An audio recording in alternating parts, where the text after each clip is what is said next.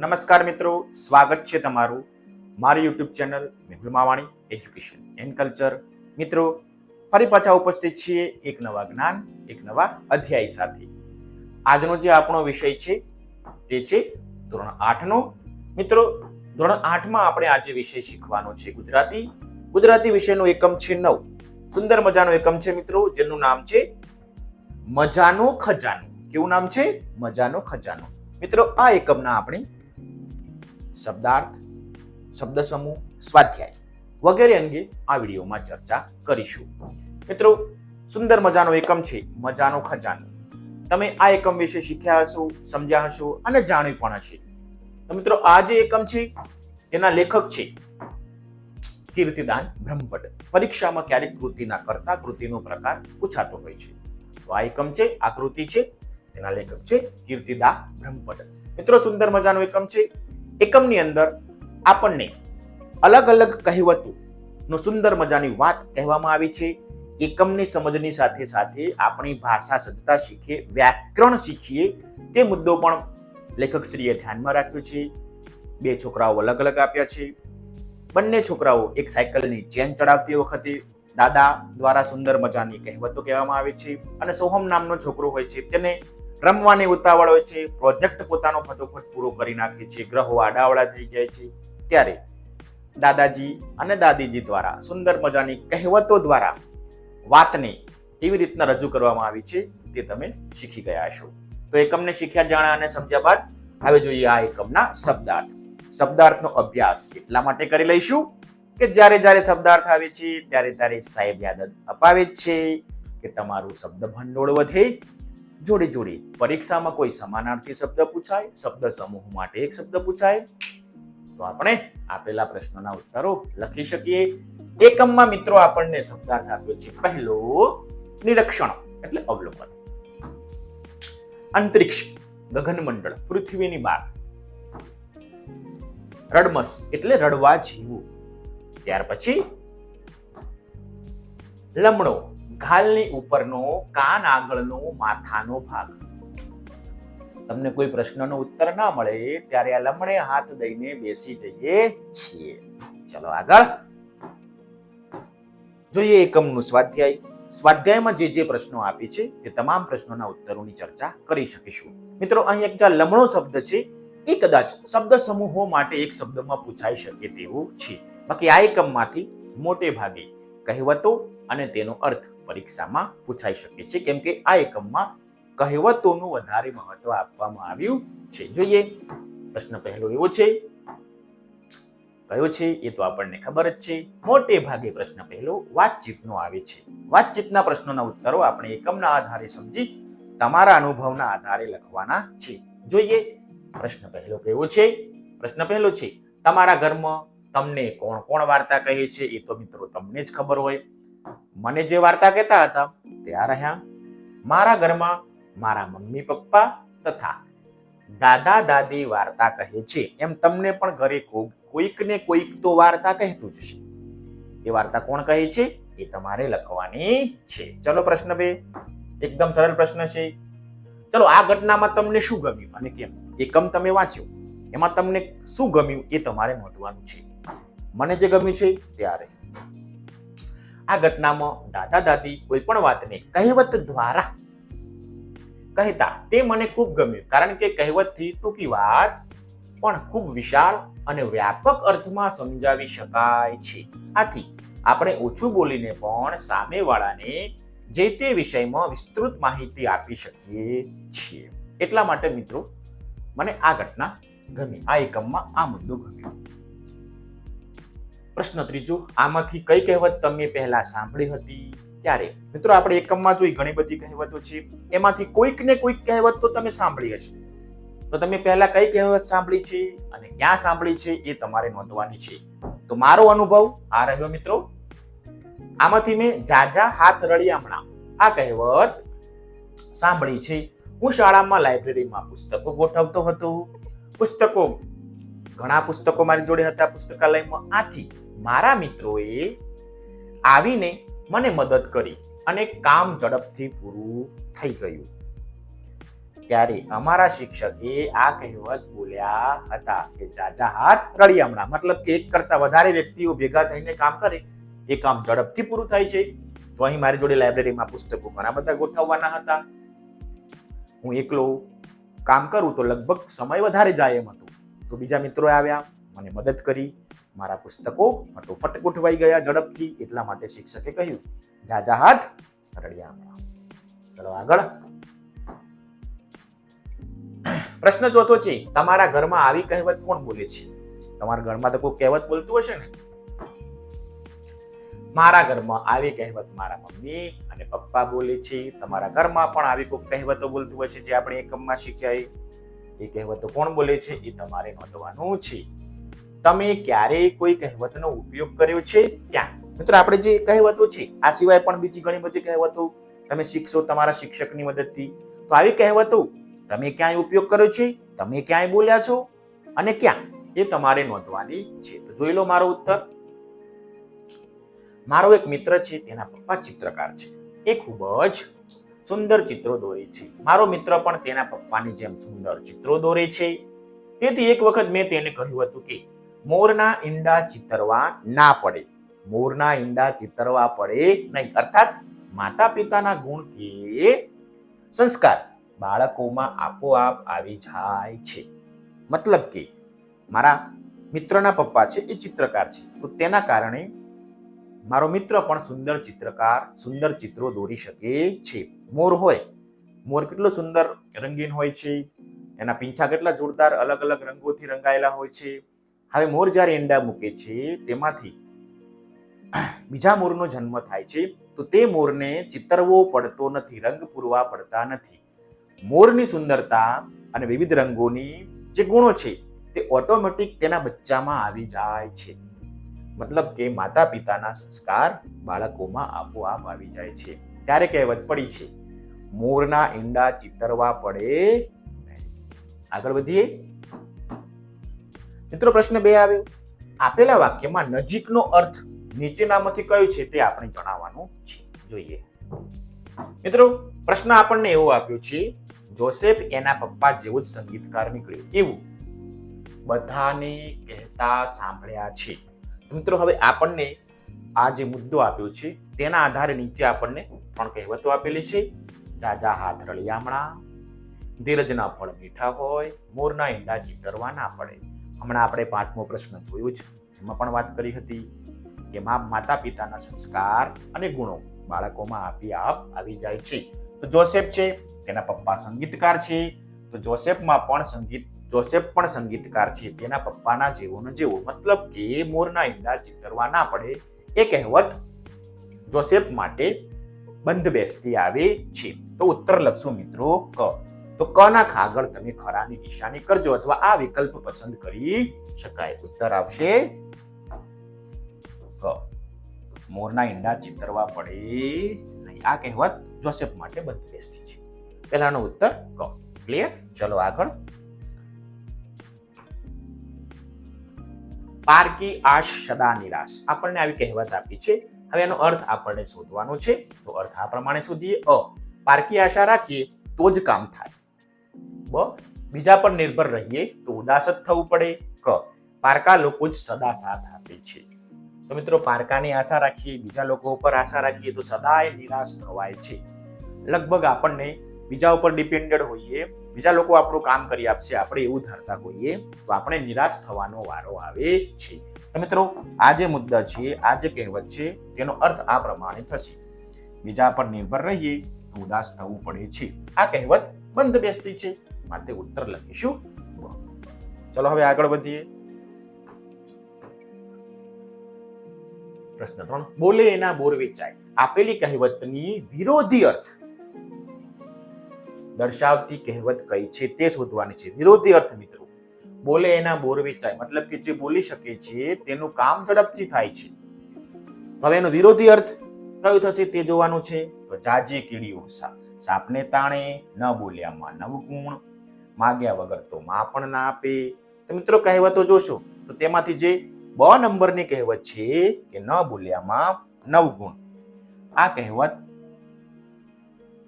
બોલે એના બોર વેચાય એ કહેવતની વિરોધી અર્થ ધરાવતી કહેવત છે.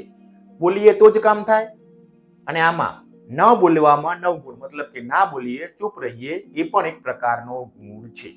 અહીં બોલવાની વાત છે, અહીં ન બોલવાની વાત છે, તો થઈ ગયું ને વિરોધી. તો મિત્રો આવો પણ પ્રશ્ન પૂછી શકે છે. કહેવતોના અર્થ બરોબર સમજી લેશું, રોજિંદા જીવનમાં આ કહેવતોનો ઉપયોગ કરીશું તો આપણું કામ સરળ થઈ જશે. ચલો આગળ. પ્રશ્ન 3 છે, આપેલા શબ્દોનો અર્થ ધારો અને ઉદાહરણ મુજબના સાચા વાક્ય સામે ખરાની નિશાની કરો અને અર્થધારી વાક્ય બનાવવાનું છે. જોઈએ મિત્રો આપણને કયા કયા પ્રશ્નો આપ્યા છે. પ્રશ્ન પહેલો છે નિરીક્ષણ. પ્રશ્ન પહેલો છે નિરીક્ષણ, જેમાં દેખરેખ, સાર સંભાળ, અવલોકન અને તપાસવું, આટલા અર્થો આપ્યા છે. તો સાચો અર્થ થશે અવલોકન. નિરીક્ષણનો અર્થ થાય છે અવલોકન. હવે આપણને નીચે 2 પ્રશ્નો પૂછ્યા છે. ઇકબાલભાઈનું વાક્ય છે, વર્ગમાં જઈ નિરીક્ષણ કર્યું તો ખબર પડી કે એક પુસ્તક ઓછું હતું. બીજું વાક્ય છે ઉષાબેનનું, ઉત્તર વહીનું નિરીક્ષણ કરી ગુણ મૂક્યા. તો મિત્રો સાચો જવાબ આવે છે તે છે ઇકબાલભાઈ વાળો, કેમ કે ઇકબાલભાઈએ વર્ગમાં કહીને નિરીક્ષણ કર્યું, મતલબ કે અવલોકન કર્યું તો ખબર પડી કે એક પુસ્તક ઓછું છે. જ્યારે ઉષાબહેને ઉત્તર વાહીનું નિરીક્ષણ, એટલે આ નિરીક્ષણના અર્થમાં બેસતું નથી. અહીં અર્થ થાય છે તપાસો અને અહીં અર્થ થાય છે અવલોકન કરવું. અહીં અર્થ થાય છે અવલોકન. ચલો તો હવે બંધ બેસતું વાક્ય કયું છે? તમે કહેશો આ, તો આપણે ત્યાં ખરાની નિશાની કરી દીધી. ક્લિયર? સમજાઈ ગયું આટલું? ચલો હવે આગળ જોઈએ. તો એક વાક્ય પણ હવે આપણે બનાવવાનું છે નિરીક્ષણના આધારે. તમે વાક્ય જોયું હશે, પ્રશ્ન જોયો હશે. તો વાક્ય આ રહ્યું, શિક્ષકે વિદ્યાર્થીઓના વર્તનનું નિરીક્ષણ કર્યું. આવી ગયું નિરીક્ષણનો અર્થ. નિરીક્ષણ એટલે અવલોકન. તો મિત્રો આ રીતે તમે પણ નિરીક્ષણ શબ્દનો અર્થ સમજી કયું વાક્ય જે સાચું છે તેની સામે ખરાની નિશાની કરવાની છે. પાઠ્ય પુસ્તકમાં પણ ચોરસ બોક્સ આપી છે, પેન્સિલ કાઢો અને ત્યાં ખરાની નિશાની કરી દો, જેથી તમને તૈયારી કરતી વખતે જવાબ શોધવા જવું પડે નહીં. ચલો ખરાની નિશાની થઈ ગઈ, વાક્ય પણ બની ગયું. હવે આ રીતના કામ કરી શકશો ને? ચલો આગળ જોઈએ. બીજો પ્રશ્ન છે મિત્રો લાય. લાયના આપણને અર્થ આપ્યા છે ચટપટી ભરી ઉતાવળ, ગરમા ગરમ, આકરું કે ઉચાટ. તો સાચો અર્થ થાય છે લાયનો ચટપટી ભરી ઉતાવળ. આપણને 2 વાક્યો આપ્યા છે. એણે ફિલ્મ જોવાની લાઈનમાં સરખું ખાધું જ નહીં.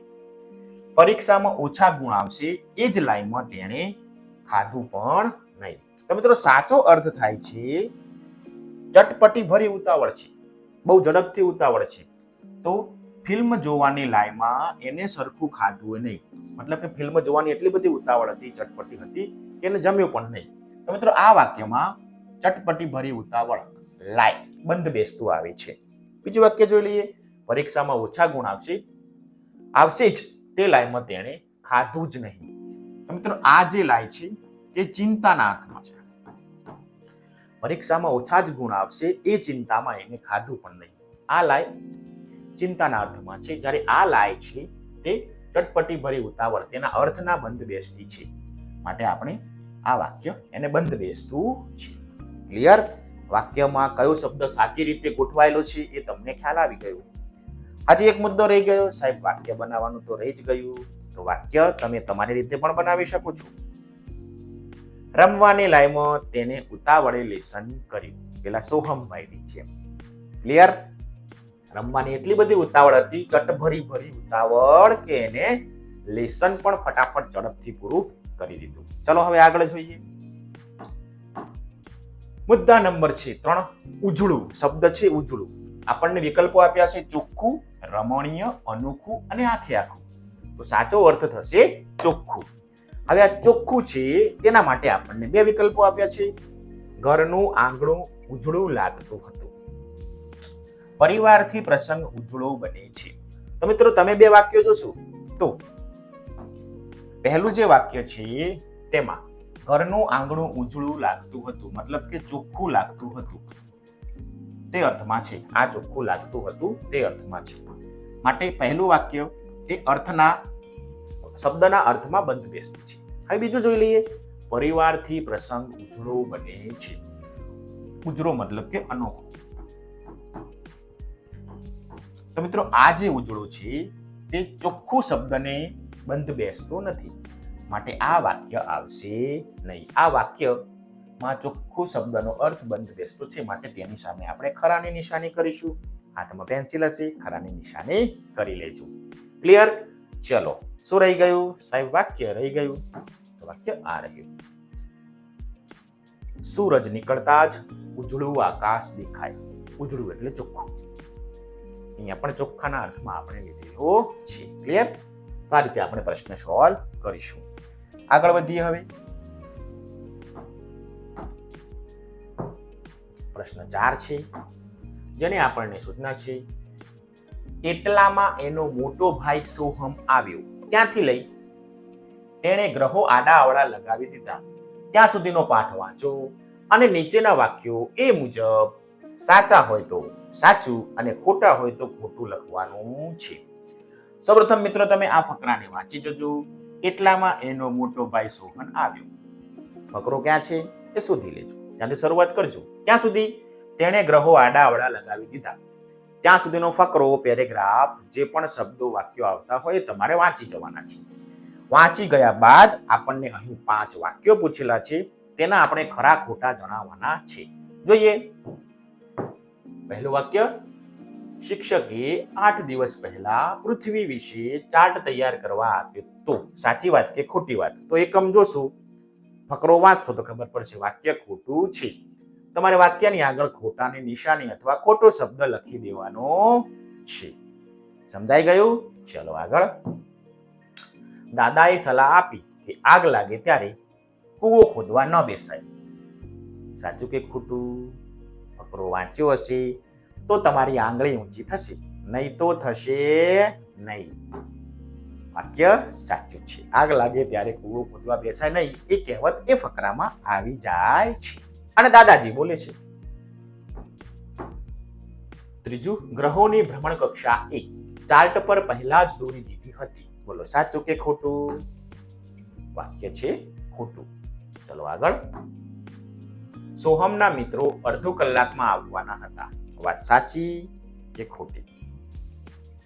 ફકરો વાંચશો તો ખબર પડશે વાક્ય ખોટું છે. ફકરામાં એ વાક્ય સાચું છે કે ખોટું આપણે ક્લિયર કરી શકીશું.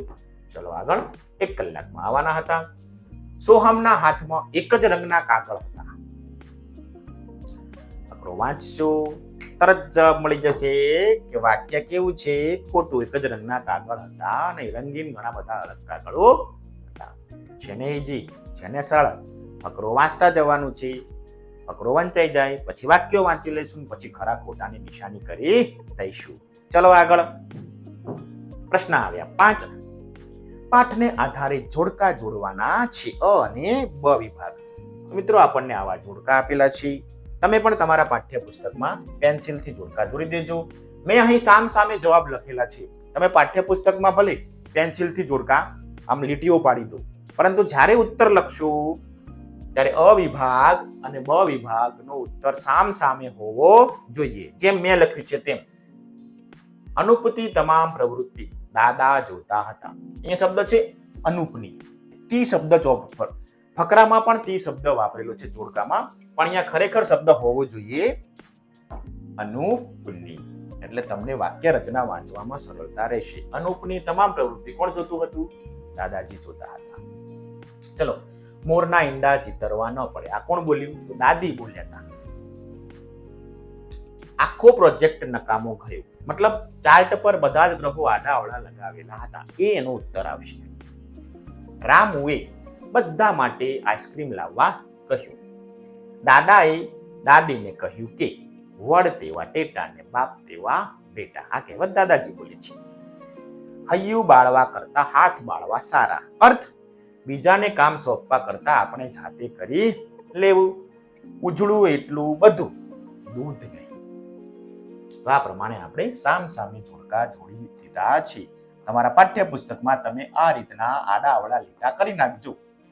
બરોબર. પણ જ્યારે ઉત્તર લખો ત્યારે અનુપની તમામ પ્રવૃત્તિ તો એની સામે ઉત્તર આવવો જોઈએ દાદા જોતા હતા એમ ઉત્તર લખજો. ક્લિયર? ચલો આગળ. ખોટા વિકલ્પ ચેકી સાચું વાક્ય બનાવવાનું છે. જોઈએ. પહેલું વાક્ય છે નાનકડા અનુપની સાયકલની ચેન ઉતરી ગઈ, ગયો કે ગયું? તો મિત્રો તમે તરત કહેશો કે નાના અનુપની ચેન ઉતરી ગઈ. તો આ ગયું અને ગયું ચેકી નાખીએ એટલે આપણી વાક્ય રચના તૈયાર. મોટા ભાઈની સાયકલની ચેનનું બરાબર નિરીક્ષણ કર્યું કે કર્યું? ઉત્તર આવશે કર્યું. કર્યું કરો ચેકી નાખો. આમ બેઠેલો જોઈને દાદા બોલ્યા કે બોલાયું? તો આમ બેઠેલો જોઈને દાદા બોલ્યા. તો વધારાના જે બે શબ્દો છે તેને આપણે ચેકી નાખ્યા, આપણું વાક્ય સાચું થઈ ગયું. ક્લિયર? તમે પણ પેન્સિલથી તમારા પાઠ્યપુસ્તકમાં ચેકી નાખજો, જેથી પરીક્ષામાં આવો પ્રશ્ન પૂછાય તો તમે ઝડપથી ઉત્તર લખી શકશો. સરળ છે મિત્રો. તમે વાક્ય વાંચશો તો તમને પણ ખ્યાલ આવી જશે કે કયો શબ્દ છેક્યા જેવો છે ને કયો શબ્દ રાખવા જેવો છે. ચલો આગળ.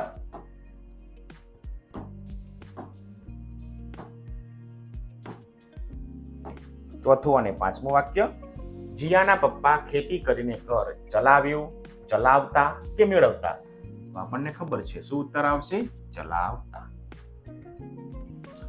પોતાની ઈચ્છા અનુસાર દીકરીનું પરિણામ જોઈને પિતાએ રાજીપો વ્યક્ત કર્યો, મેળવ્યો કે અનુભવ્યો?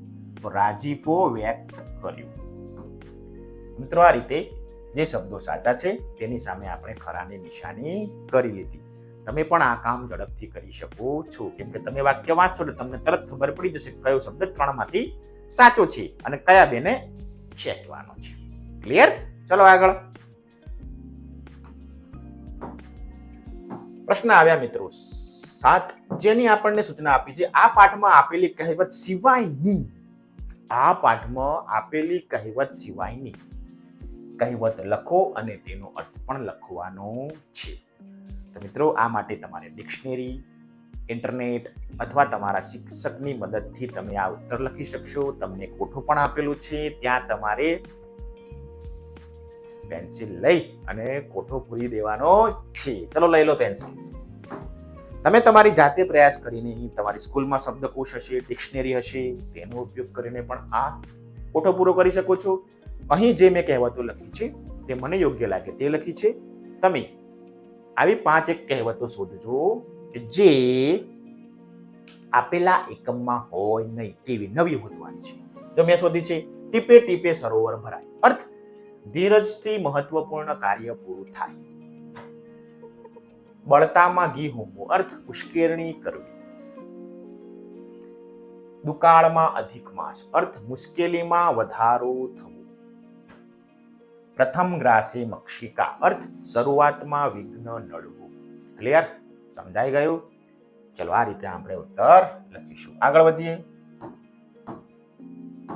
પ્રશ્ન 8 છે, જેની આપણને સૂચના આપી છે કારણ આપો. એકમના આધારે મિત્રો આપણે ઉત્તર લખવાનો છે. પહેલું કારણ છે સોહમનો પ્રોજેક્ટ નકામો થઈ ગયો, કારણ કે સોહમે મિત્રો સાથે રમવા જવાની ઉતાવળે પ્રોજેક્ટના બધા જ ગ્રહો ખોટી રીતે લગાવ્યા હતા, માટે સોહમનો પ્રોજેક્ટ નકામો થઈ ગયો છે. અને જવાબ ટૂંકો એકદમ સરળ, તમે પણ આ રીતના ઉત્તર લખી શકશો. ચલો પ્રશ્ન 2, સોહમ અકળાઈ ગયું કારણ કે સોહમે તેના પ્રોજેક્ટમાં સૂર્યનો સૌથી નજીકનો ગ્રહ બુધ ગ્રહને બદલે ગુરુ ગ્રહ અને ત્રીજા સ્થાને પૃથ્વીના બદલે શનિ ગ્રહને લગાવી દીધું હતું. પરિણામે આખો પ્રોજેક્ટ ફરીથી કરવો પડે તેમ હોવાથી તે અકળાઈ ગયો. ઉતાવળ કરીએ તો આવું થાય. ઉતાવળે આંબા પાકે નહીં એવી કહેવત પણ પાઠમાં આપેલી છે. તો આપણા સોહમભાઈ ઉતાવળ કરવા ગયા અને અકળાઈ ગયા. ચલો આગળ. કારણ નંબર 3, સોહમ લમણે હાથ દઈને બેસી ગયો. કેમ? કારણ કે સોહમે પોતાના પ્રોજેક્ટમાં ગ્રહો ખોટા સ્થાને લગાવ્યા હતા. હોવાથી ફરીથી પ્રોજેક્ટ કરવા માટે બીજો ચાર્ટ પેપર અને રંગીન કાગળો લીધા. તે સૂર્ય અને બીજા ગ્રહો ફરીથી તૈયાર કરવા લાગ્યો, પરંતુ તેનું મન તેના મિત્રોમાં જ હતું. આથી પોતે પ્રોજેક્ટ કેવી રીતે પૂરું કરશે તે વિચારતો લમણે હાથ દઈને બેસી ગયો. આ પ્રમાણે આપણે ઉત્તર લખી શકશું. ખૂબ સરળ ઉત્તર બનાવ્યો છે. તમે તમારા શબ્દોમાં પણ આ કારણોના ઉત્તરો લખી શકો છો. ચલો આગળ. આવે છે પ્રશ્ન નંબર 9. પ્રશ્નોના જવાબ લખો. જોઈએ પ્રશ્ન પહેલો. તમે શાળામાં કેવા કેવા પ્રકારના પ્રોજેક્ટ કરો છો? મિત્રો, તમને તમારા શાળામાં શિક્ષકો લગભગ 7 થી 8 વિષયો ભણતા હશો. તેમાં અલગ અલગ પ્રોજેક્ટ આવતા હશે. તે પણ તમે કરતા હશો. કદાચ શિક્ષકો તમને ઘરે આવતા હશે. તમે સ્કૂલમાં પ્રોજેક્ટ કરતા હશો. તો કયા કયા પ્રોજેક્ટ કરો છો? તો મિત્રો, ઉત્તર આ પ્રમાણે લખી શકાય. હું શાળામાં વિજ્ઞાન, ગણિત, સામાજિક વિજ્ઞાન, પર્યાવરણ, ગુજરાતી, હિન્દી, સમાજ ઉપયોગી ઘણા બધા પ્રોજેક્ટ કરું છું. જેવા કે પ્રદૂષણ વિશે, પાણી બચાવવું, સ્વચ્છતા વિશે, રોગોની જાળવણી, કવિતા, શબ્દાર્થ, રૂઢિપ્રયોગ, કહેવતો, ઇતિહાસ વિશે, વિવિધ સંસ્થાઓ વિશે ઘણા બધા પ્રોજેક્ટ કરું છું. તો મિત્રો, આવા પ્રોજેક્ટ હું મારી શાળામાં કરાવું છું. તમને પણ તમારા શિક્ષકો કરાવતા હશે. તો આ પ્રમાણે ઉત્તર લખજો. ચાલો આગળ. તમને પ્રોજેક્ટ કરવામાં કોણ કોણ મદદ કરે? આ રહે ઉત્તર. મને પ્રોજેક્ટ કરવામાં મોટા ભાઈ બહેન, મમ્મી પપ્પા મદદ કરે છે. તમને પણ શિક્ષકો પ્રોજેક્ટ આપતા હશે, ઘરે લઈ જતા હશો. સોહમભાઈને જેમ અકળાઈ પણ જતા હશો. લમણે પણ હાથ દેતા હશો કે પ્રોજેક્ટ કેમ પૂરો કરવો સમજ નથી પડતી. ત્યારે આપણી વહારે મતલબ કે મદદે આપણા જે મોટા ભાઈ બહેન હોય, આડોશ પાડોશના મિત્રો હોય, તે આવી જશે, અથવા મમ્મી પપ્પા, દાદા દાદી આપણને મદદ કરશે. ચલો આગળ. સોહમની જેમ તમે ક્યારેય અકળાઈ ગયા છો? કેમ? સોહમભાઈ જેમ અકળાઈ ગયા હતા તેમ તમે પણ ક્યારેક ક્યારેક અકળાઈ ગયા તો હશો જ. કેમ? તો જોઈએ ઉત્તર. સોહમની જેમ હું પણ ઘણીવાર અકળાઈ ગયો છું. એકવાર ગણિતનો એક દાખલો આવડતો ન હતો. ઘણી વાર પ્રયાસ કર્યો, ઉત્તર ના મળ્યો. મમ્મી પપ્પાને પૂછ્યું, મિત્રોને પૂછ્યું, તોય ઉત્તર ના મળતા હું કંટાળી ગયો, અકળાઈ ગયો. બરોબર.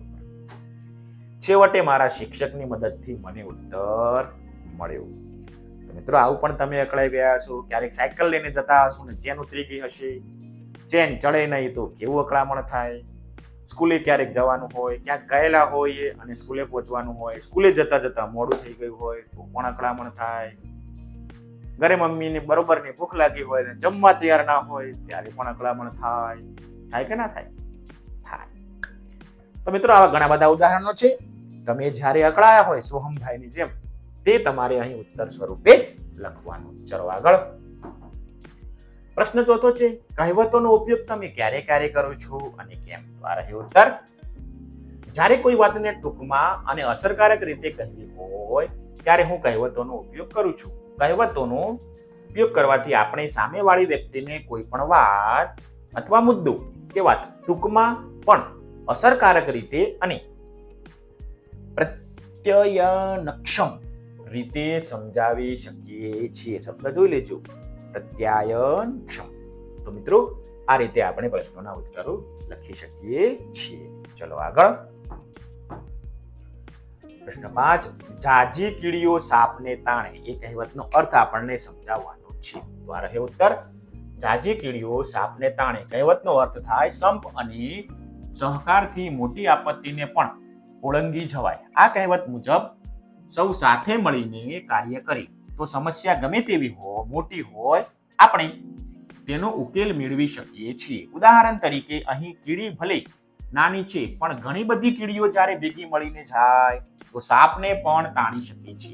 આવી રીતે નાના અને નિર્બળ લોકો ભેગા મળીને કામ કરે તો મોટા મોટા બળવાન લોકોને પણ હરાવી શકે છે.